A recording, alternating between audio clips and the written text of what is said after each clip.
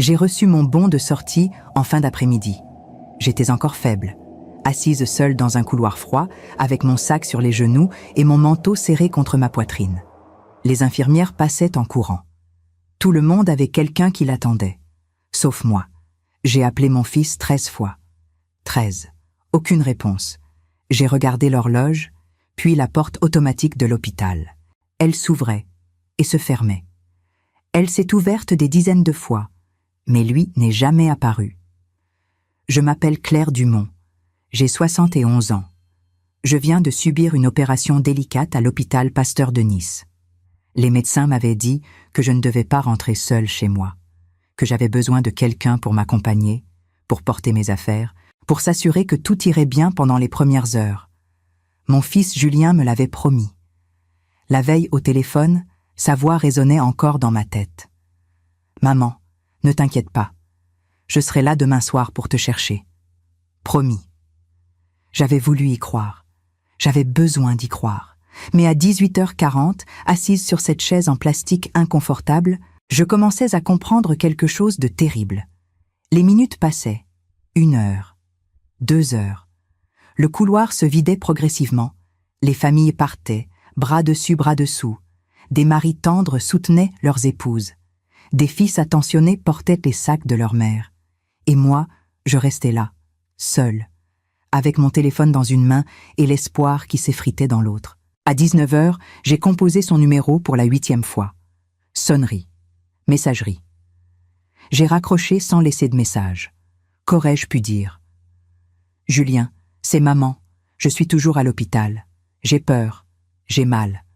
Je ne comprends pas pourquoi tu ne viens pas. » À 19h30, une aide-soignante s'est approchée de moi. Elle avait un regard doux, maternel. « Madame Dumont, votre famille ne devrait plus tarder ?» J'ai souri.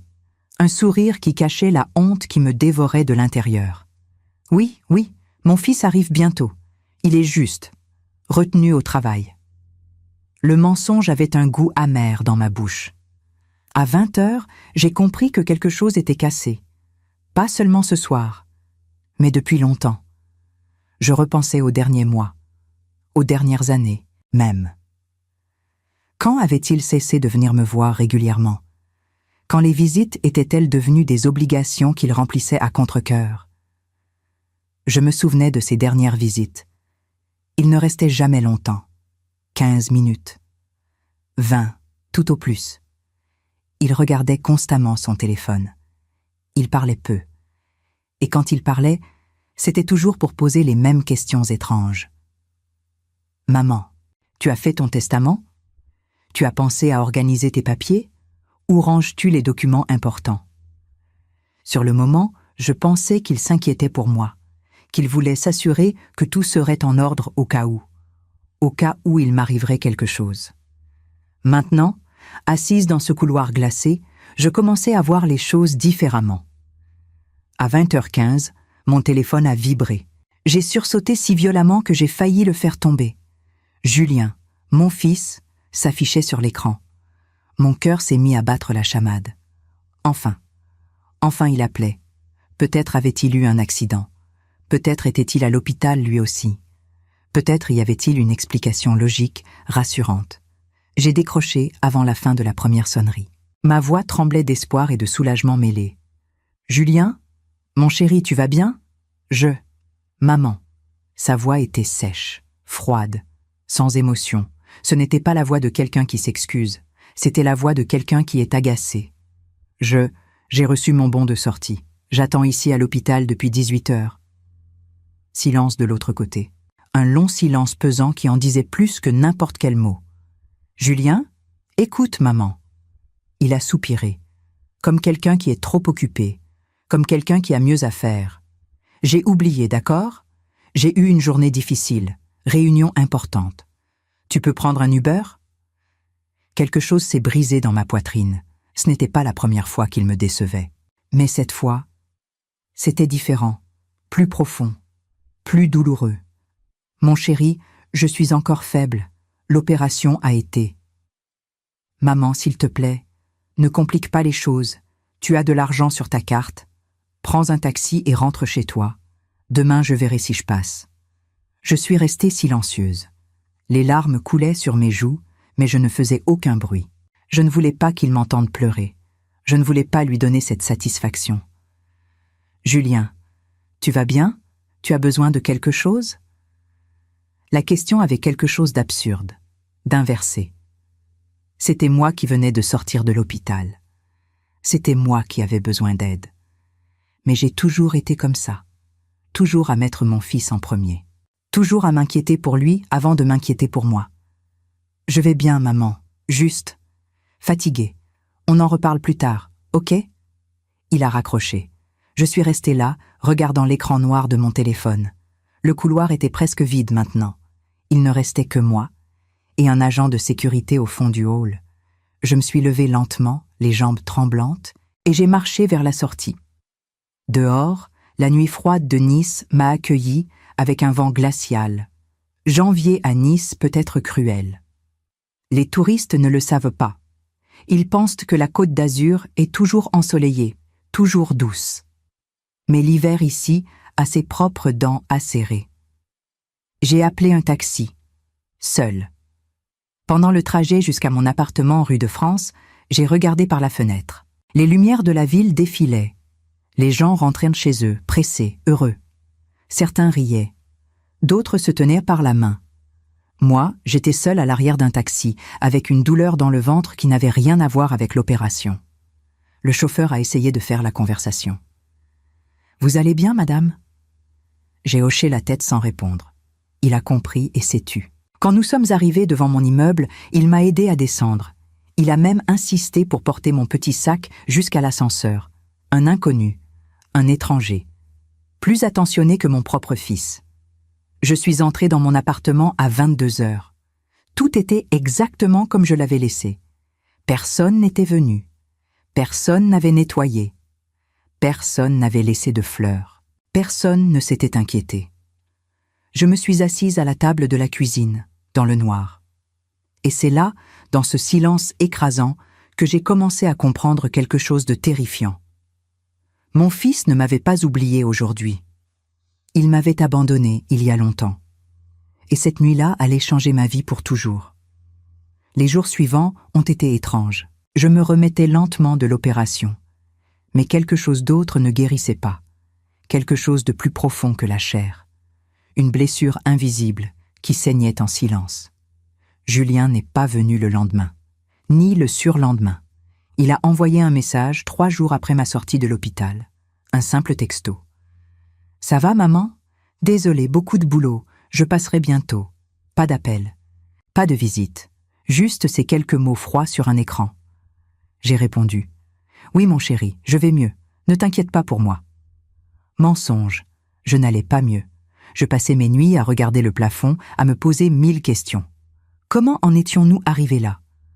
Assise dans mon salon, entourée de photos de famille accrochées au mur, j'ai commencé à revivre le passé, à chercher des indices que j'avais refusé de voir. Il y a 2 ans, Julien venait encore me voir. 1 fois par mois, peut-être, toujours pressé, toujours avec son téléphone à la main. Il s'asseyait sur le canapé, regardait autour de lui comme s'il évaluait quelque chose. « Maman, tu tiens bien ton appartement. C'est grand pour une personne seule, non ?» Je souriais, heureuse qu'il s'intéresse. « Oui, mais c'est chez moi. Ton père et moi l'avons acheté en 1985. Tant de souvenirs ici. » Puis les questions avaient recommencé. Doucement, subtilement. « Maman, tu as tous les papiers de l'appartement, la copie de l'acte de propriété ? Au cas où. Tu sais, pour être organisée. » Je n'y voyais rien de suspect. Mon fils s'inquiétait pour moi. Il voulait que tout soit en ordre. Quelle mère ne serait pas touchée? « Oui, mon chéri, tout est dans le tiroir du secrétaire. » Pourquoi? Il haussait les épaules. « Pour rien, juste pour savoir. C'est important, ces choses-là. » Il y a 1 an, les visites avaient diminué. 1 tous les 2 mois, puis tous les 3 mois. Les appels téléphoniques aussi devenaient rares. Quand je l'appelais, il répondait rarement. Quand il rappelait, c'était toujours bref. « Maman, tout va bien? Tu as besoin de quelque chose ?» Et quand je disais non, je sentais son soulagement à travers le téléphone. Comme si ma réponse négative le libérait d'une obligation. J'essayais de ne pas y penser. Je me disais qu'il avait sa vie, son travail, ses responsabilités. Je ne voulais pas être ce genre de mère. Celle qui pèse, celle qui dérange, celle dont on se plaint. Il y a 6 mois, quelque chose avait changé. Julien était venu un dimanche après-midi, sans prévenir. C'était inhabituel. Il avait l'air nerveux, agité. Il a tourné autour du pot pendant 10 minutes avant de lâcher. « Maman, tu as fait ton testament ?» La question m'avait glacée. « Pourquoi tu me demandes ça, mon chéri ?» Il avait ri, un rire faux. « Non, c'est juste. C'est important d'être organisé, à ton âge, pour faciliter les choses, pour moi, enfin, pour tout le monde, si jamais. » Si jamais quoi? Si jamais je mourais? C'est ce qu'il voulait dire sans le dire. Mon fils pensait déjà à ma mort. Mon fils planifiait déjà l'après. Je n'ai pas vraiment pensé à ça, Julien. Il s'était penché vers moi, les yeux brillants d'une intensité que je ne lui connaissais pas. « Maman, il faut que tu y penses. Sérieusement, tu veux que je t'aide? Je peux t'emmener chez un notaire. On peut tout organiser, rapidement. » J'avais accepté, parce qu'une mère fait confiance à son fils, parce que je pensais qu'il se souciait de mon bien-être. 2 semaines plus tard, nous étions chez Maître Blanchard, un notaire du centre-ville. Julien avait tout préparé. Il parlait à ma place. Ma mère souhaite léguer son appartement et ses économies à son fils unique. Moi, c'est simple, non? Le notaire me regardait. « Madame Dumont, c'est bien ce que vous souhaitez ?» J'avais hoché la tête. Julien était mon seul enfant. À qui d'autre aurais-je tout laissé? Mais ce jour-là, il avait également insisté pour que je signe une procuration. « Maman, c'est juste au cas où, si tu tombes malade, si tu ne peux plus gérer tes comptes, je pourrais t'aider, c'est pour te faciliter la vie. » Le notaire avait hésité. « Madame, vous comprenez que cette procuration donne à votre fils un accès complet à vos comptes bancaires? » « Oui, je comprends. Je fais confiance à Julien. » Le notaire avait soupiré. J'avais signé. Maintenant, assise dans mon salon vide, je repensais à tous ces moments, à tous ces signes que j'avais refusé de voir. Mon fils ne s'intéressait pas à ma santé. Il s'intéressait à mon argent, à mon appartement, à ce que j'allais lui laisser. Il y a 4 mois, il avait commencé à m'apporter des vitamines, des comprimés blancs dans un flacon sans étiquette claire. « Maman, tu dois prendre ça tous les jours. Ça va te donner de l'énergie, te renforcer. » J'avais obéi, comme toujours. Mais depuis que je prenais ces pilules, je me sentais bizarre, fatiguée, confuse. J'oubliais des choses, je trébuchais. J'avais fait 2 chutes en 3 mois. Mon médecin, le docteur Arnaud, était inquiet. « Madame Dumont, votre état se détériore rapidement. C'est inhabituel pour quelqu'un de votre âge. Vous prenez de nouveaux médicaments ?» Je lui avais parlé des vitamines de Julien. Il avait froncé les sourcils. « Apportez-moi le flacon la prochaine fois. » Mais je n'avais jamais eu l'occasion. 2 semaines plus tard, je me retrouvais aux urgences. Opération d'urgence. Et ce fameux soir où mon fils m'avait abandonné. Assise là, dans le noir, j'ai pris une décision. J'allais chercher ce flacon de vitamines. J'allais comprendre ce qui se passait vraiment. Je me suis levée avec difficulté et je suis allée dans la cuisine. Le flacon était là, sur le comptoir. Je l'ai pris. J'ai lu l'étiquette pour la première fois vraiment attentivement. Le nom était compliqué. Médical. Je ne comprenais pas.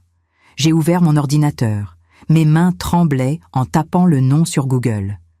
Les résultats sont apparus et mon sang s'est glacé.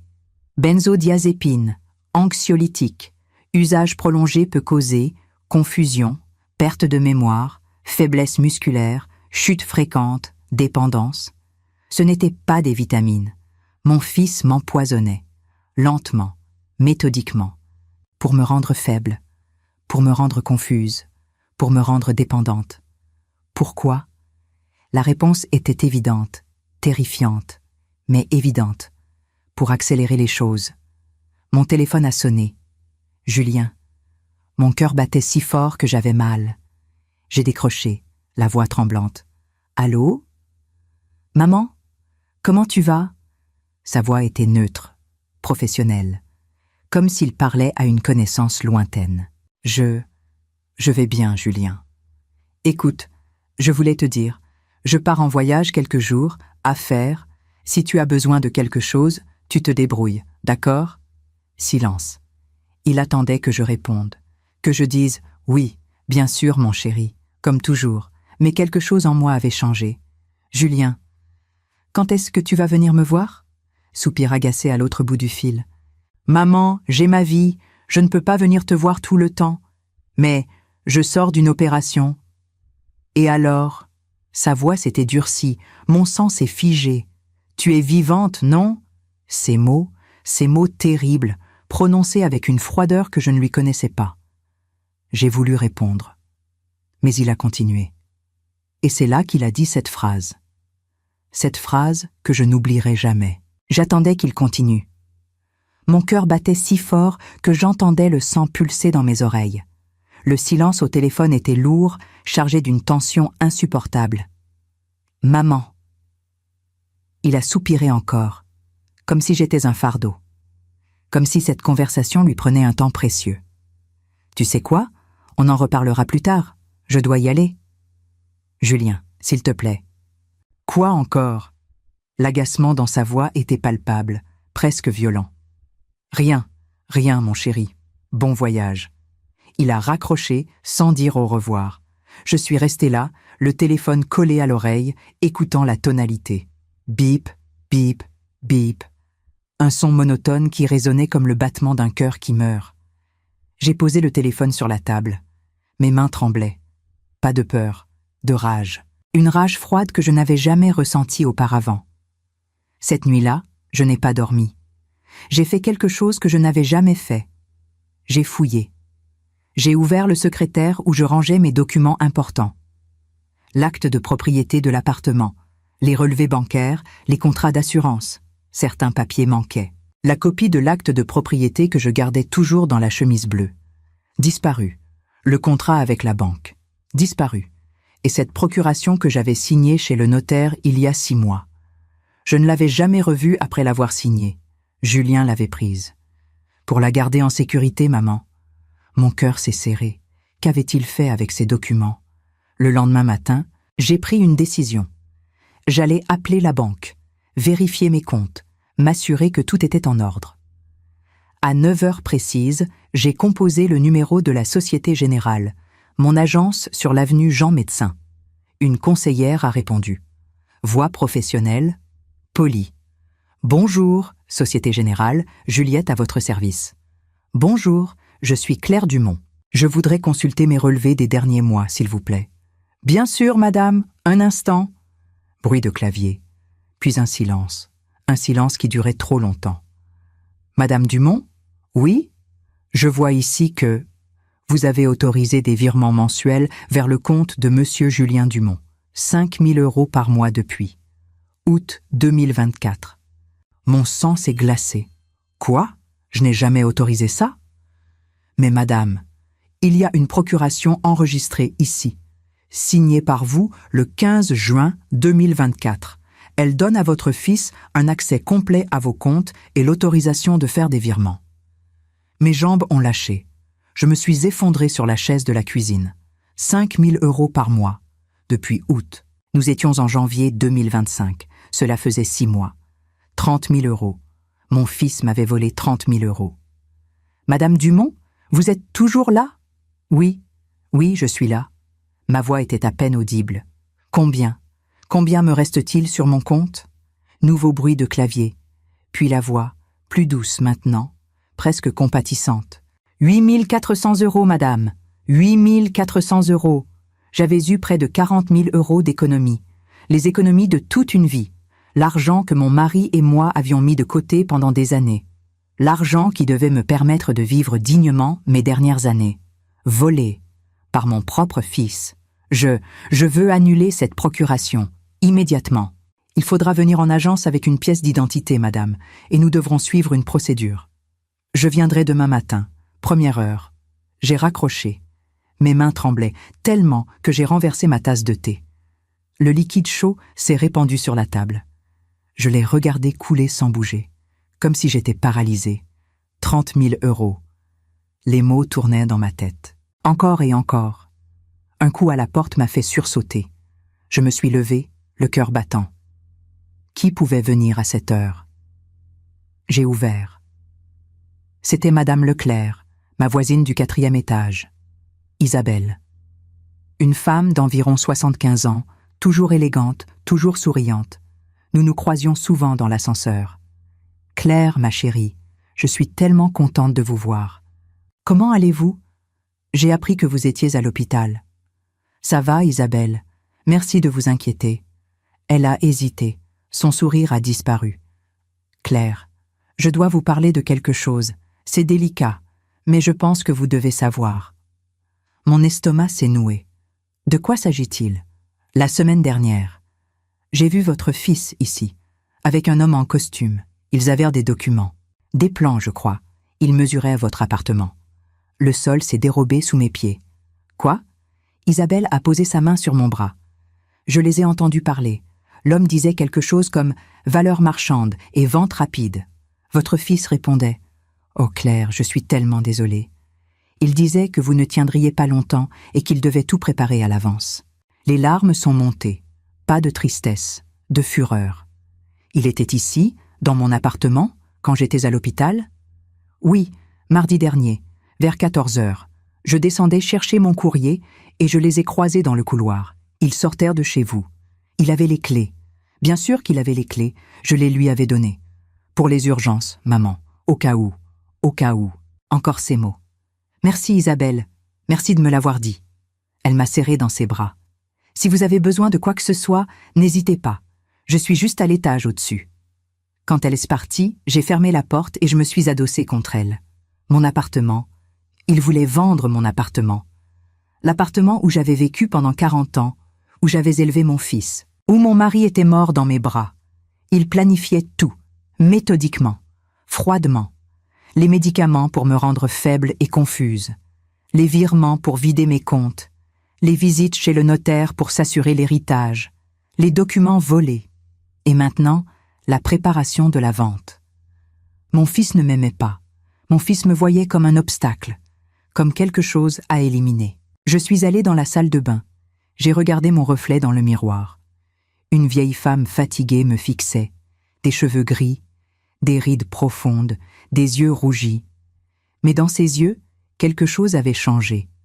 La femme faible qui attendait son fils à l'hôpital n'existait plus. À sa place se tenait quelqu'un d'autre, quelqu'un de plus fort, de plus déterminé. Je suis retournée dans la cuisine. J'ai pris le flacon de soi-disant vitamines, je l'ai jeté à la poubelle. Puis, j'ai ouvert mon ordinateur, j'ai cherché sur Google. Avocat spécialisé abus financiers personnes âgées, Nice. Plusieurs noms sont apparus. J'en ai choisi un. Cabinet Rousseau et Associés. Maître Philippe Rousseau. Les avis étaient excellents. Avocat compétent et humain. A aidé ma mère contre mon frère qui la volait. Exactement ce dont j'avais besoin. J'ai composé le numéro. Une secrétaire a répondu. Cabinet Rousseau, bonjour. Bonjour, je voudrais prendre rendez-vous avec Maître Rousseau. C'est urgent. De quoi s'agit-il, madame? J'ai pris une grande inspiration. Mon fils me vole, et je veux que ça s'arrête. Silence à l'autre bout. Puis la voix, plus douce. Je vous mets un rendez-vous demain matin, 10 heures. Ça vous convient? Parfaitement. J'ai raccroché. Pour la première fois depuis des jours, j'ai souri. Mon fils pensait que j'étais faible, que j'étais facile à manipuler, qu'il pouvait faire ce qu'il voulait sans conséquence. Il allait découvrir à quel point il se trompait. Le lendemain matin, je me suis réveillée avec une clarté d'esprit que je n'avais pas ressentie depuis des mois. Peut-être était-ce parce que j'avais arrêté de prendre ces maudits comprimés.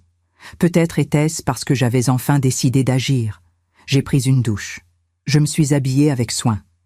Un tailleur bleu marine que je n'avais pas porté depuis l'enterrement de mon mari. Je me suis maquillée légèrement, coiffée.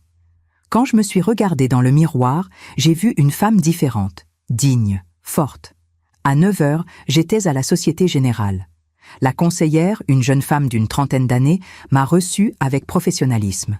« Madame Dumont, vous voulez annuler la procuration ?»« Oui, immédiatement. » Elle a préparé les documents. J'ai signé. C'est fait, madame. La procuration est annulée. Votre fils n'a plus accès à vos comptes. Je veux aussi bloquer tous les virements automatiques. Bien sûr. Quelques clics sur son ordinateur. Terminé. Et je veux transférer tout l'argent restant sur un nouveau compte, dans une autre banque.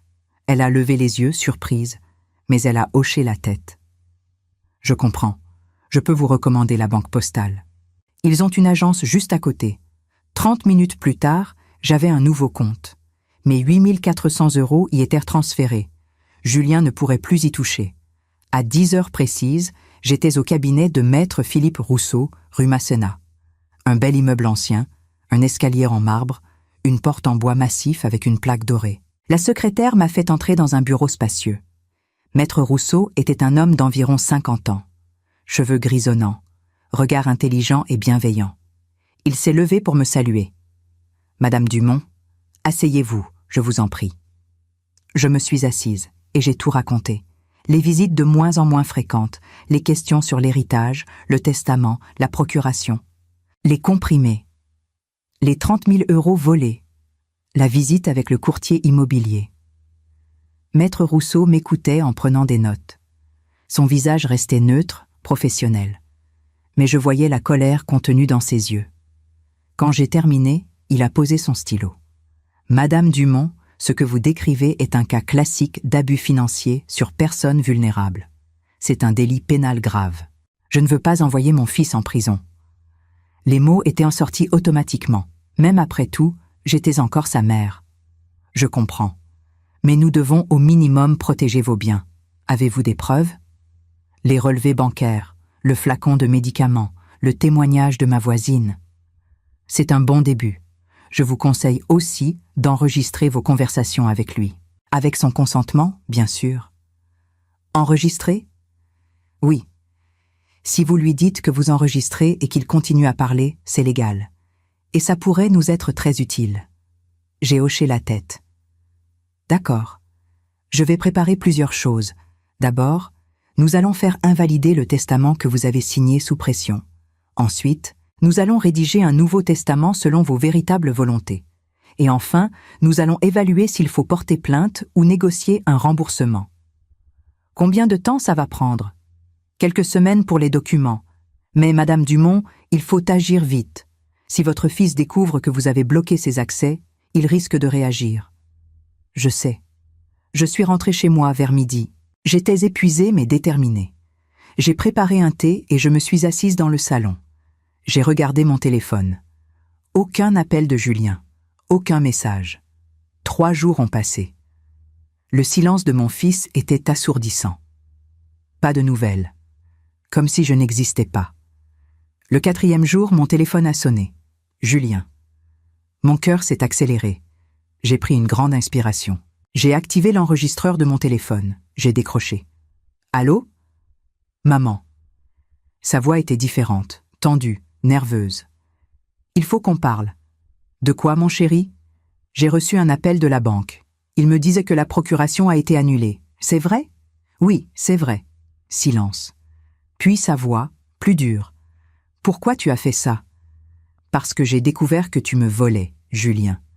Te voler? Maman, de quoi tu parles? Cet argent, c'était pour t'aider, pour payer tes factures. 30 000 € en 6 mois? Pour quelle facture? Silence encore. Plus long, plus lourd. Maman, tu ne comprends pas. J'ai des dettes, des problèmes. J'avais besoin de cet argent. Alors tu m'as volé? Ce n'est pas du vol, c'est mon héritage de toute façon. Je ne fais qu'avancer les choses. Les mots sont restés suspendus dans l'air. Avancer les choses. Mon héritage, de toute façon. Julien. Tu te rends compte de ce que tu dis? Écoute, maman, soyons réalistes. Tu as 71 ans. Tu viens de sortir de l'hôpital. Tu ne vas pas vivre éternellement. Cet argent, cet appartement, tout ça va me revenir un jour. Je ne fais que prendre ce qui m'appartient déjà. Chaque mot était un coup de poignard, mais je restais calme, froide. Ce qui t'appartient, Julien, je suis encore vivante. Je sais, maman, mais... Il a soupiré, un soupir d'exaspération, comme si j'étais un obstacle gênant. Et puis il l'a dit.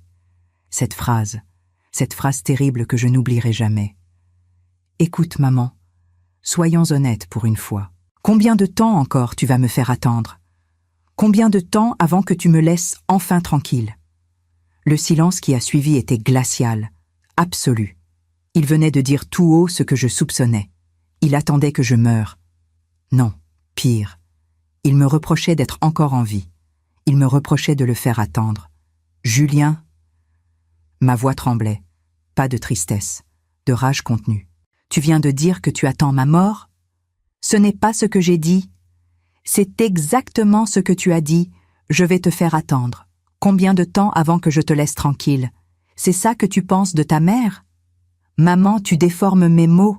Non, Julien, pour la première fois, je les entends clairement. Tu sais quoi? J'en ai marre de cette conversation. Tu veux garder ton argent? Garde-le, mais ne compte plus sur moi. Plus de visites, plus d'appels. Tu voulais être seul? Félicitations. Tu as gagné. Julien. Il a raccroché. Je suis restée assise là, le téléphone à la main. L'enregistrement continuait. Je l'ai arrêté, sauvegardé, les larmes sont venues, enfin. Pas des larmes de tristesse, des larmes de libération. Comme si quelque chose de toxique sortait enfin de mon corps.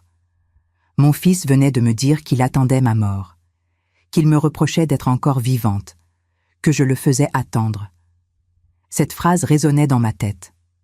Combien de temps encore tu vas me faire attendre? J'ai pleuré pendant 1 heure, peut-être 2, je ne sais plus. Puis, je me suis levée, je me suis lavé le visage. Et j'ai pris une décision. Mon fils voulait son héritage. Il allait l'avoir. Mais pas comme il l'imaginait. J'ai appelé Maître Rousseau. Maître, j'ai l'enregistrement. Vous aviez raison. Il s'est démasqué. Parfait. Apportez-le-moi demain. Nous allons préparer la suite. La suite? Oui, Madame Dumont. Maintenant, nous passons à l'offensive. J'ai raccroché. Et pour la première fois depuis des semaines, j'ai souri. Un vrai sourire. Mon fils pensait avoir gagné. Il pensait m'avoir brisé. Il ne savait pas encore que cette guerre ne faisait que commencer. Et que cette fois, c'est moi qui avais toutes les cartes en main. Le lendemain matin, j'étais dans le bureau de Maître Rousseau avec l'enregistrement. Il l'a écouté en silence, le visage de plus en plus sombre. Quand la phrase fatale est arrivée, « Combien de temps encore tu vas me faire attendre ?» Il a fermé les yeux et secoué la tête. « Madame Dumont, c'est terrible. Je suis vraiment désolé. » « Ne soyez pas désolé, maître. Aidez-moi à me protéger. Bien sûr, mais j'ai quelque chose à vous dire. Quelque chose que j'ai découvert en faisant des recherches préliminaires sur votre dossier. Mon estomac s'est noué. » Quoi? Il a sorti un document de son dossier. J'ai demandé à un enquêteur privé de vérifier certaines choses. C'est une pratique courante dans ce genre d'affaires. Et il a trouvé quelque chose de très inquiétant. Dites-moi, votre fils a contracté plusieurs prêts ces 2 dernières années. Des sommes importantes. Au total, environ 80 000 €, auprès de différentes banques et organismes de crédit. 80 000 €, mon Dieu. Il est endetté à ce point? Oui, et ce n'est pas tout. Il a également un train de vie qui ne correspond pas à son salaire officiel. Voiture de luxe, restaurant cher. Voyage. L'enquêteur pense qu'il a d'autres sources de revenus. Ou plutôt, qu'il comptait sur d'autres sources. Mon argent, mon appartement. Exactement. Madame Dumont, votre fils ne vous volait pas par simple cupidité. Il vous volait par nécessité. Il est au bord de la faillite personnelle. Et vous êtes sa seule solution. Les pièces du puzzle se mettaient en place. Les visites chez le notaire, la procuration, les médicaments. Tout avait un sens maintenant. Il ne planifiait pas juste mon héritage. Il essayait de sauver sa propre peau financière. Il y a autre chose. Maître Rousseau a sorti une autre feuille. L'enquêteur a également découvert que votre fils a contacté plusieurs agences immobilières le mois dernier. Il leur a envoyé des photos de votre appartement. Il a demandé des estimations de prix. Il a même dit à l'une d'elles que la vente serait imminente. Imminente. Le mot résonnait comme une condamnation à mort. Il planifiait ma mort. Je ne peux pas affirmer ça juridiquement. Mais les éléments sont troublants. Les médicaments inappropriés. L'isolement social qu'il encourageait. Le fait qu'il vidait vos comptes tout en préparant la vente de votre bien. Madame Dumont, Je pense que votre fils espérait que votre santé se dégrade rapidement. J'ai senti mes jambes trembler. Je me suis agrippée aux accoudoirs du fauteuil.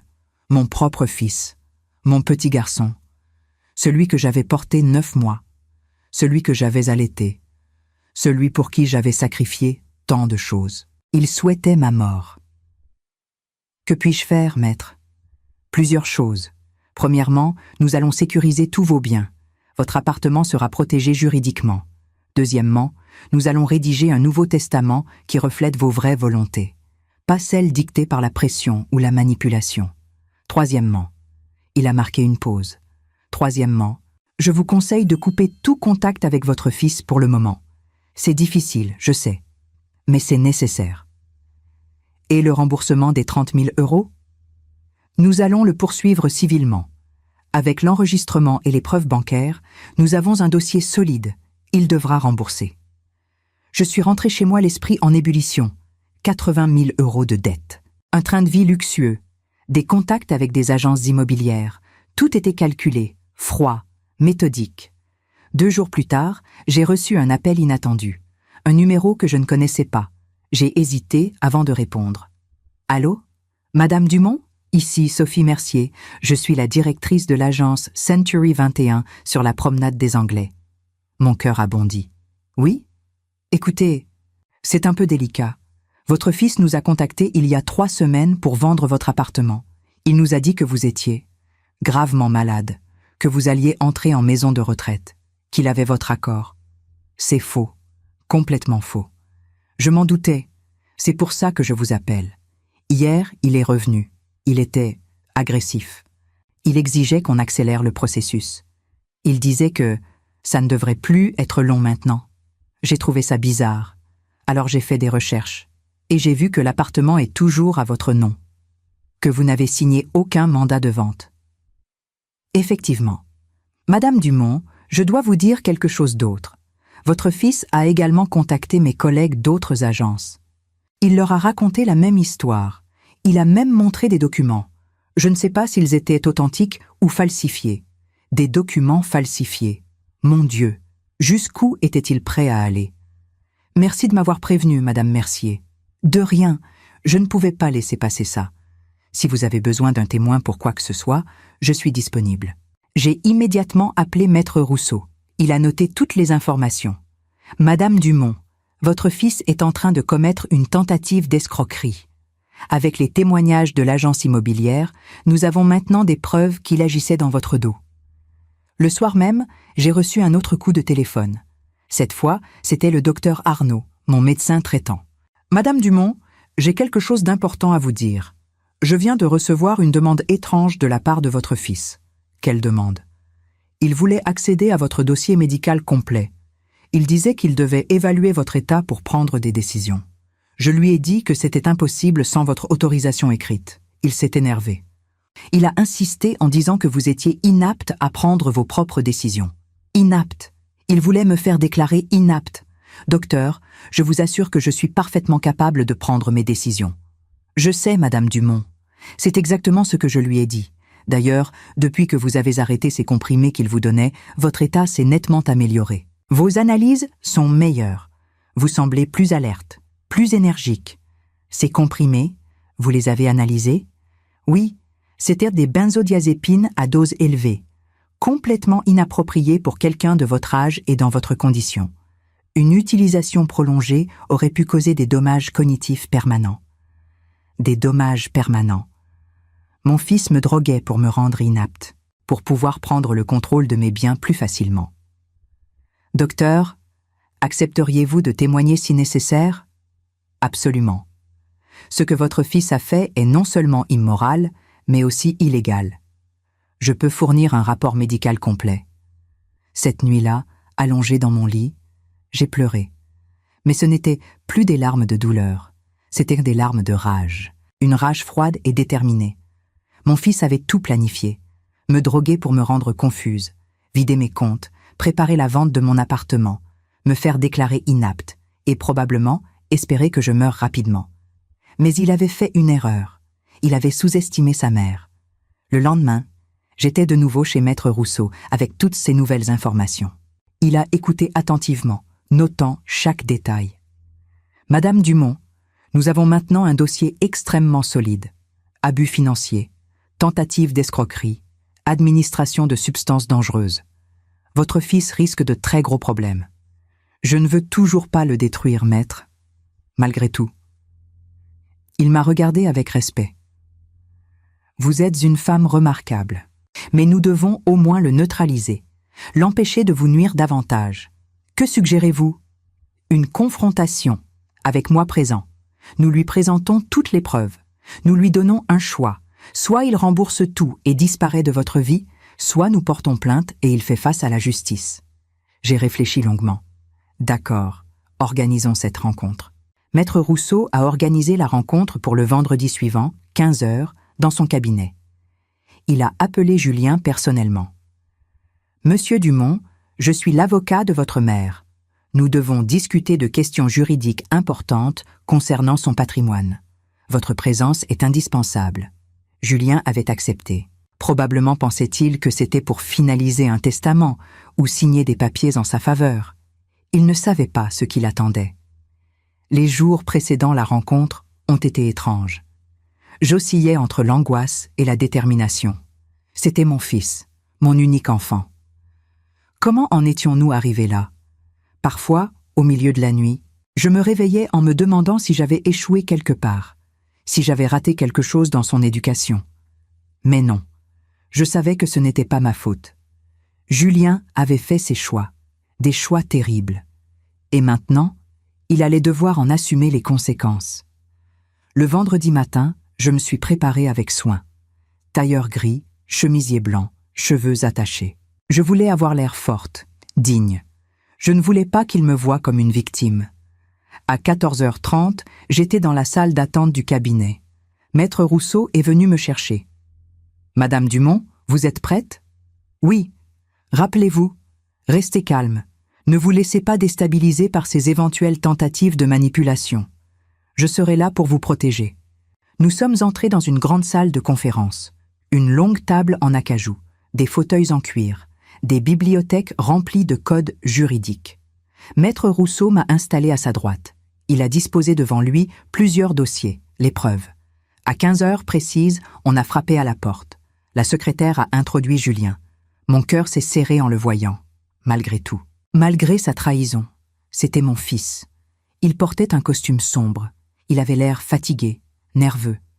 Ses yeux ont croisé les miens une fraction de seconde avant de se détourner.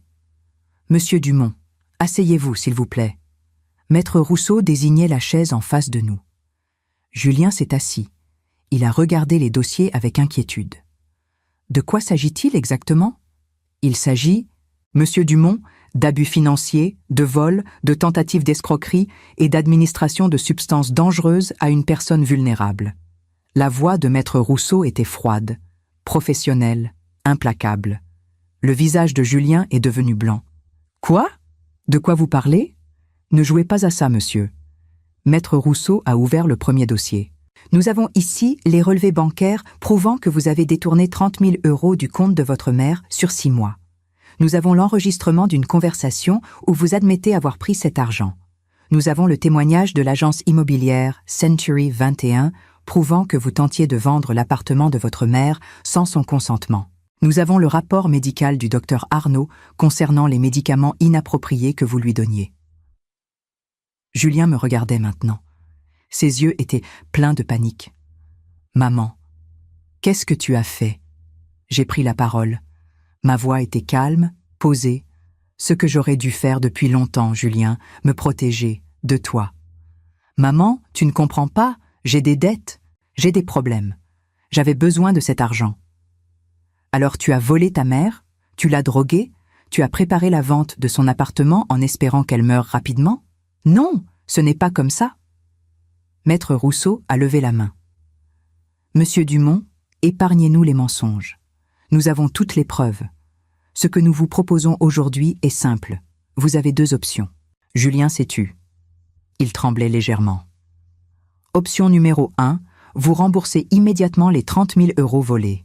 Vous signez un document reconnaissant vos actes et vous engageant à ne plus jamais approcher votre mère ni tenter de la contacter. En échange, nous ne portons pas plainte. Je n'ai pas 30 000 euros. Comment vous voulez que je rembourse?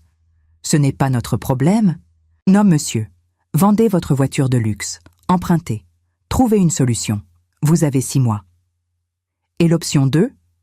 Nous portons plainte pénale. Vous faites face à la justice. Avec les preuves que nous avons, vous risquez plusieurs années de prison.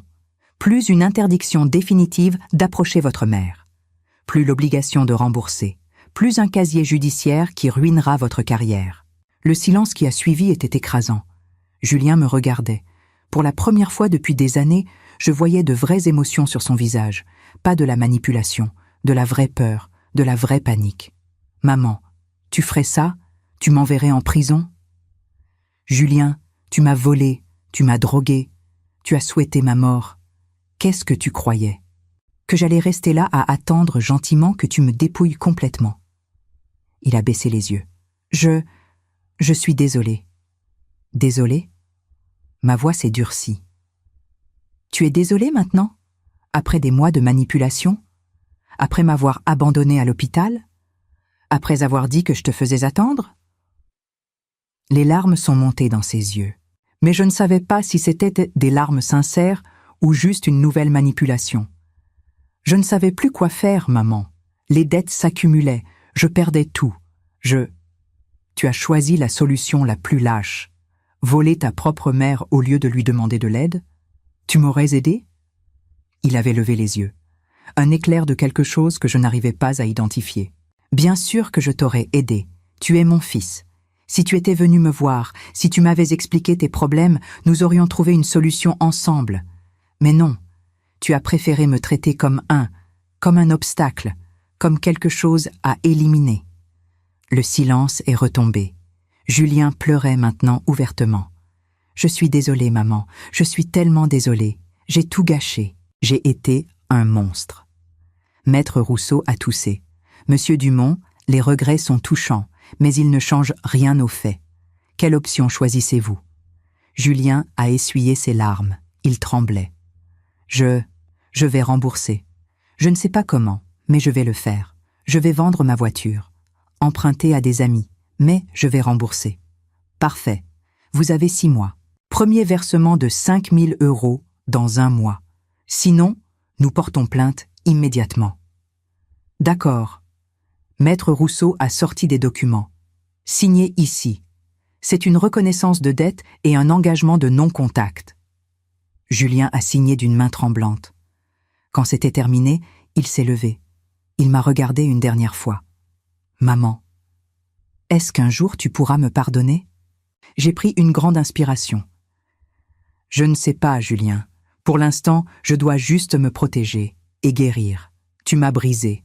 Ça va prendre du temps. » Il a hoché la tête et il est parti. Quand la porte s'est refermée, j'ai éclaté en sanglots. Maître Rousseau m'a tendu une boîte de mouchoirs. « Vous avez été très courageuse, Madame Dumont. » « Je ne me sens pas courageuse. Je me sens vide. C'est normal, vous venez de confronter votre propre fils. Mais vous avez fait ce qu'il fallait. Maintenant, il faut penser à vous, à votre avenir. » Mon avenir. Le mot sonnait étrange. J'avais 71 ans. Quel avenir me restait-il? Oui, votre avenir. Vous êtes libre maintenant. Libre de vivre comme vous l'entendez. De faire ce que vous voulez. En rentrant chez moi ce soir-là, j'ai réfléchi. Libre. Qu'est-ce que ça voulait dire, être libre à mon âge?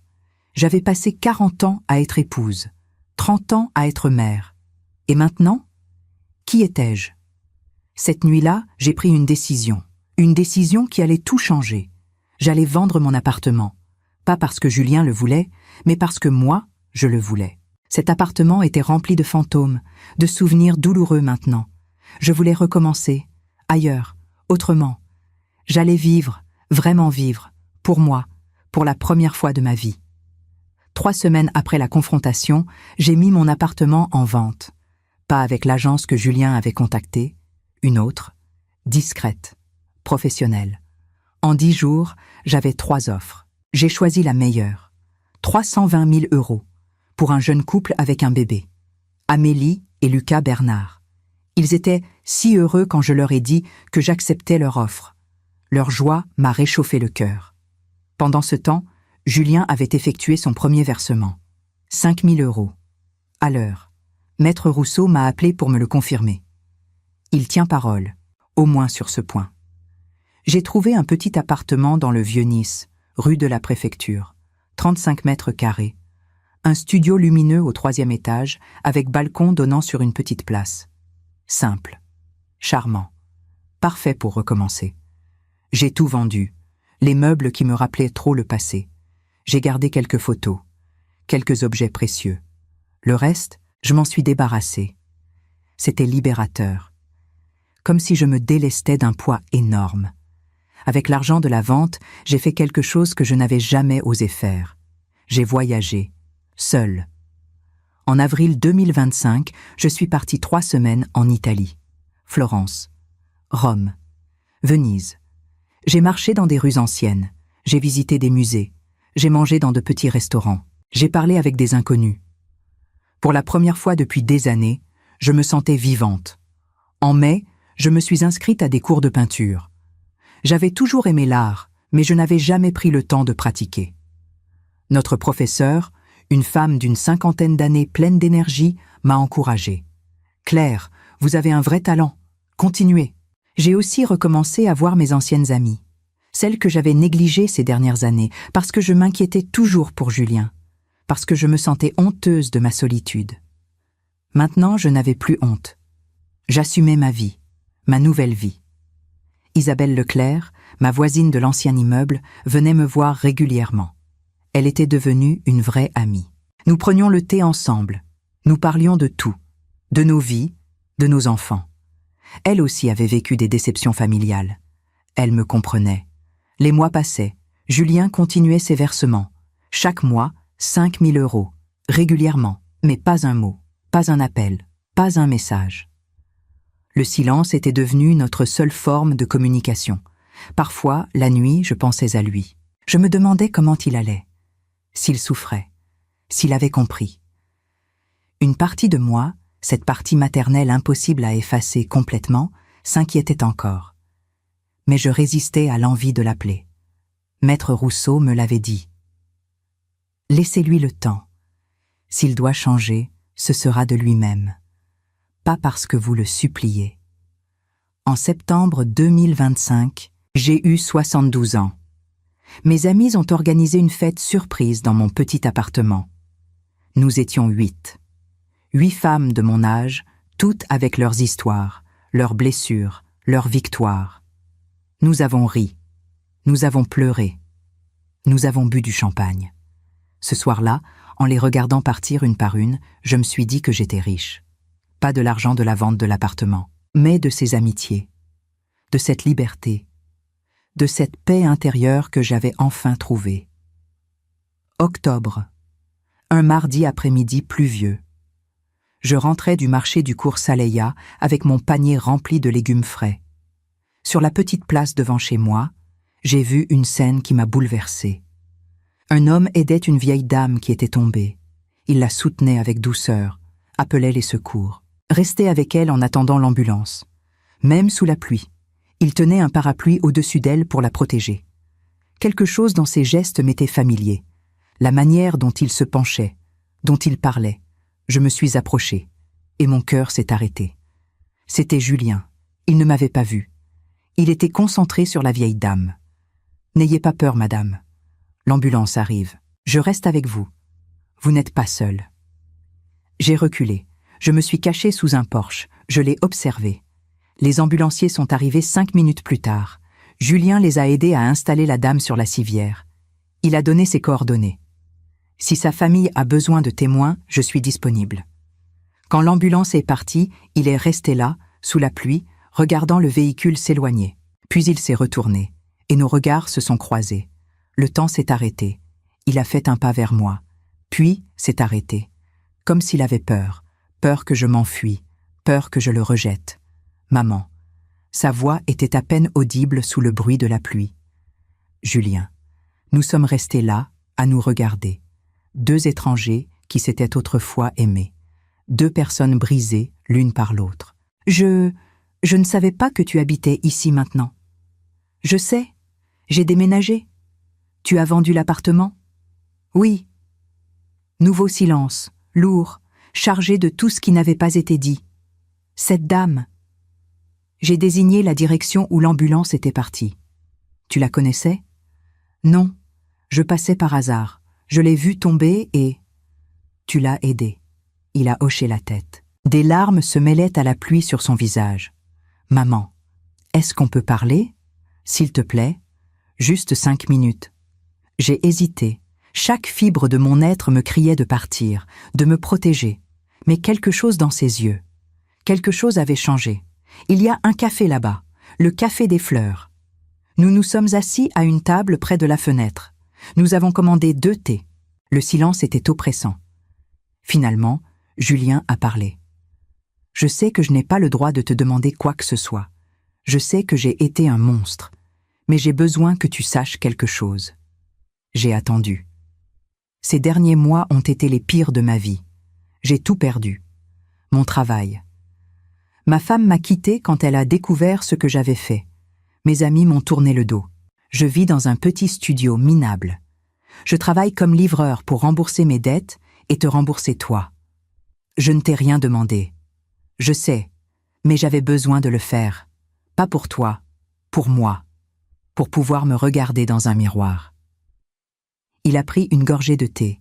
Ses mains tremblaient. Il y a 3 mois, j'étais au plus bas. J'ai pensé à en finir. J'étais sur le pont des Anges, à 3 heures du matin, prêt à sauter.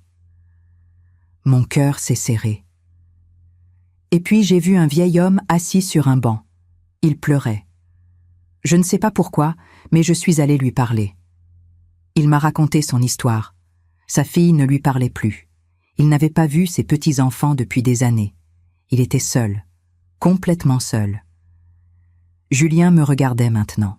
Ses yeux étaient remplis de larmes. Et en l'écoutant, j'ai compris. J'ai compris ce que j'avais fait, ce que j'avais perdu. J'avais traité ma propre mère comme ce vieil homme avait été traité, pire même. Au moins sa fille l'avait juste abandonné. Moi, je t'avais volé, empoisonné. J'avais souhaité ta mort. Les larmes coulaient librement sur le visage de Julien maintenant. Il ne cherchait plus à les cacher. Ce soir-là, sur ce pont, j'ai parlé avec ce vieil homme pendant des heures. Il m'a raconté tous les moments qu'il avait ratés avec sa fille. Les anniversaires, les Noëls, les simples dimanches après-midi. Il m'a dit que l'argent, le travail, l'orgueil, tout ça ne valait rien comparé à l'amour d'un enfant. Et moi j'avais sacrifié l'amour de ma mère pour de l'argent, pour payer mes dettes stupides, pour maintenir un train de vie ridicule. Il s'est essuyé les yeux avec sa manche.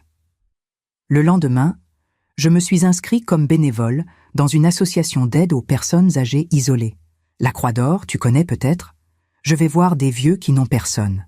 Je leur fais leurs courses. Je les écoute. Je les accompagne à leurs rendez-vous médicaux.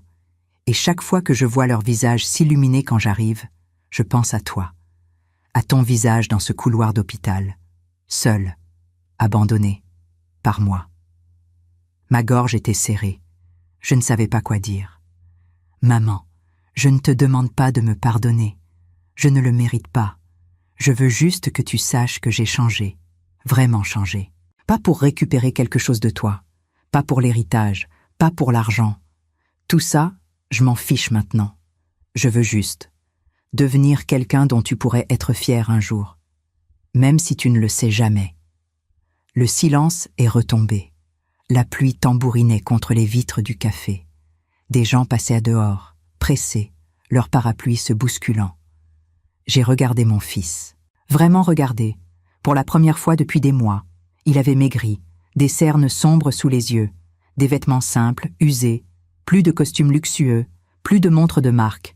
Juste un homme ordinaire, brisé, mais peut-être en train de se reconstruire. « Tu as fini de rembourser ?» Ma voix était douce, sans colère. Plus que 5 000 €. Le dernier versement sera dans 3 semaines. Et après, qu'est-ce que tu vas faire? Continuer à vivre simplement, continuer mon bénévolat. J'ai trouvé un sens à ma vie dans l'aide aux autres. C'est ironique, non? J'ai abandonné ma propre mère et maintenant je passe mes journées à aider les mères des autres. Un sourire triste a traversé son visage. Hier, Une vieille dame de 80 ans que je visite régulièrement m'a dit quelque chose. Elle m'a dit « Julien, tu es un bon garçon. Ta maman doit être fière de toi. » Et je me suis effondrée. Je lui ai tout raconté, ce que j'avais fait. Elle m'a écouté sans me juger. Et à la fin, tu sais ce qu'elle m'a dit? Quoi? Elle m'a dit « Les pires erreurs peuvent mener aux plus belles transformations. Si tu as vraiment changé, ta mère le verra un jour. Et peut-être qu'elle te pardonnera. Pas pour toi, mais pour elle.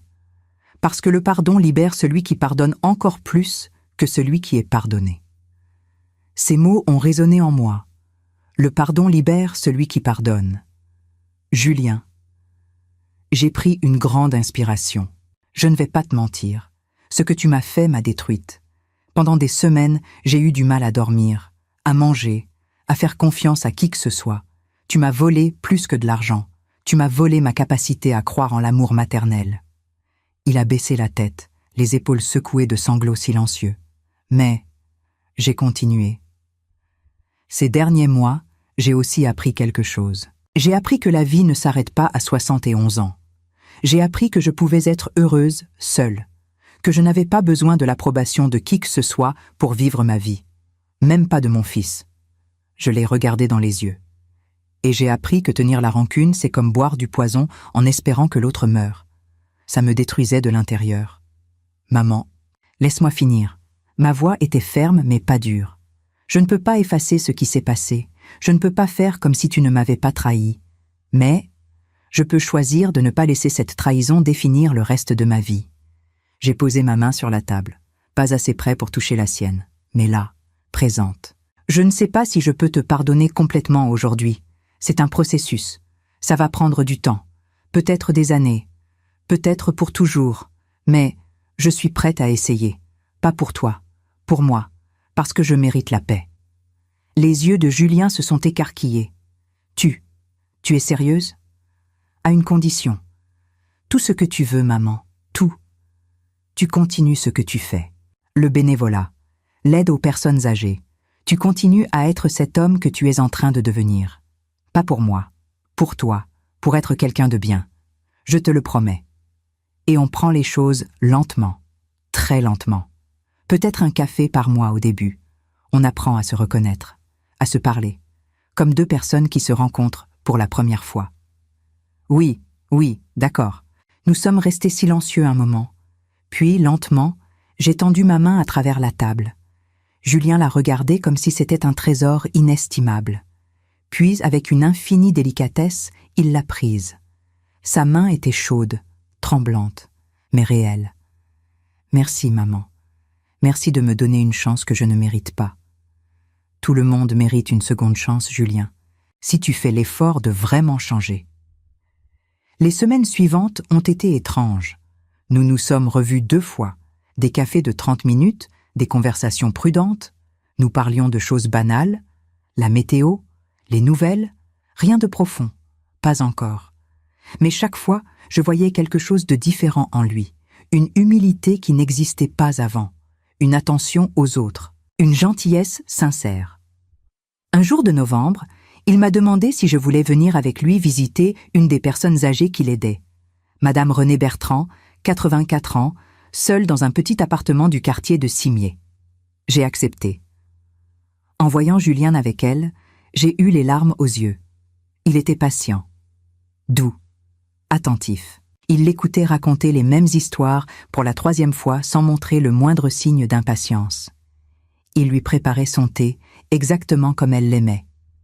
Il ajustait son châle sur ses épaules quand elle avait froid. C'était mon fils, mon vrai fils, celui que j'avais élevé, celui qui avait disparu pendant des années et qui revenait enfin. En décembre 2025, Julien a effectué son dernier versement, 30 000 €, remboursé intégralement. Il est venu me voir ce soir-là. Il m'a tendu le reçu. C'est fait, maman. Je t'ai tout remboursé. Je sais, et je voulais te donner ça aussi. Il a sorti une enveloppe. Qu'est-ce que c'est? Ouvre. J'ai ouvert. C'était un chèque de 5 000 €. Julien, je ne comprends pas. C'est pour les intérêts. Tu aurais pu placer cet argent. Il aurait pu fructifier. À cause de moi, Tu as perdu cette opportunité. Alors voilà, c'est pas grand-chose, mais c'est juste. » J'ai regardé le chèque, puis mon fils. « D'où vient cet argent ? » « J'ai vendu ma voiture il y a 6 mois. J'utilise mon vélo maintenant. Et j'ai fait des heures supplémentaires comme livreur. C'est honnêtement gagné, maman. Je te le jure. » Les larmes me sont montées aux yeux. « Tu n'étais pas obligée. » « Si, j'étais obligée. Pour moi. » Ce soir-là, pour la première fois depuis plus d'1 an, je l'ai invité chez moi. Dans mon petit appartement du Vieux-Nice, nous avons mangé une soupe simple, du pain, du fromage, rien de sophistiqué. Mais c'était le meilleur repas que j'avais eu depuis longtemps. Quelques jours avant Noël 2025, Julien est venu me chercher. Il avait un sourire mystérieux. « Où allons-nous » j'ai demandé. « C'est une surprise. » Nous avons marché dans les rues décorées de Nice. Les lumières de Noël brillaient partout. Les gens faisaient leurs achats de dernière minute. L'air sentait les marrons grillés et le vin chaud. Julien m'a emmené jusqu'à la place Masséna. Au centre, un grand sapin scintillait. Et au pied de cet arbre, il y avait quelque chose d'inattendu. Un banc, avec une petite plaque dorée. « Julien, qu'est-ce que… » ?»« Lis. » Je me suis approchée. Sur la plaque, il était écrit « À Claire Dumont, la meilleure maman du monde. Tu m'as donné une seconde chance. Je passerai le reste de ma vie à la mériter. Ton fils qui t'aime, Julien. » J'ai éclaté en sanglots. Julien m'a prise dans ses bras. Et pour la première fois depuis des années, j'ai senti que c'était vraiment mon fils qui me serrait contre lui. Pas l'homme cupide et manipulateur qu'il était devenu, mais l'enfant que j'avais élevé avec amour. « Je t'aime, maman. Je suis tellement désolée pour tout. Je sais, mon chéri, je sais. Nous sommes restés là longtemps, enlacés sous les lumières de Noël, pleurant ensemble, pleurant pour le temps perdu, pour la douleur infligée, mais aussi pour l'espoir retrouvé. Ce soir-là, en rentrant chez moi, j'ai compris quelque chose de fondamental. Le pardon n'efface pas le passé. Il ne rend pas les blessures moins réelles. Mais il permet d'avancer, de ne pas rester prisonnier de la douleur. Mon fils m'avait brisé, mais il avait aussi trouvé le courage de se briser lui-même pour se reconstruire meilleur. Et moi, j'avais trouvé la force de lui pardonner. Non pas parce qu'il le méritait, mais parce que moi, je méritais la paix. La vie ne nous avait pas donné un happy ending parfait. Nos cicatrices resteraient toujours là. Mais nous avions quelque chose de plus précieux, une seconde chance. Et parfois, c'est tout ce dont on a besoin.